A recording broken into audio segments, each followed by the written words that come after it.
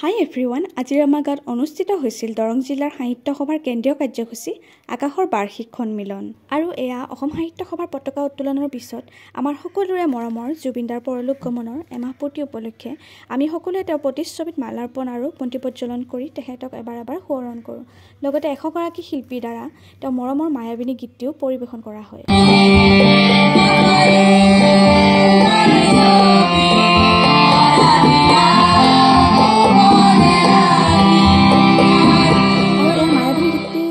পিছতে আমাৰ বাকীসমূহ ব্যক্তিও আহি পাইছে, গণ্যমান্য ব্যক্তিসকল। তেওঁলোকক সম্বৰ্ধনা জনাই উঠি এই আকাশৰ বাকীসমূহ সাংস্কৃতিক অনুষ্ঠান আগবঢ়াই লৈ যোৱা হৈছে।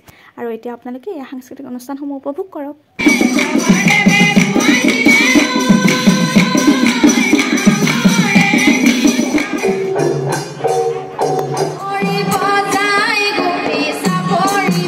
আৰু ইয়াৰ পিছতে আমি সকলোৱে পৰিৱেশন কৰিলোঁ আমাৰ কাঠপৰি গাঁৱৰ বোৱাৰী জীয়ৰী মিলি কাঠপৰি গাঁৱৰ গীতটি।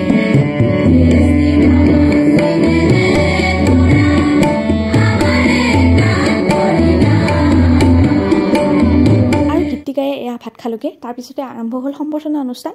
আৰু আজি সম্বৰ্ধনাত আমাৰ আইতাও বিশিষ্ট ব্যৱসায়ী হিচাপে সম্বৰ্ধনা লাভ কৰিছে।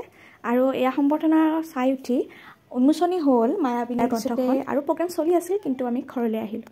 আজিলৈ ভিডিঅ'টো ইমানতে সামৰিলোঁ। ভিডিঅ'টো শেষলৈকে চাই থকাৰ বাবে থেংক ইউ।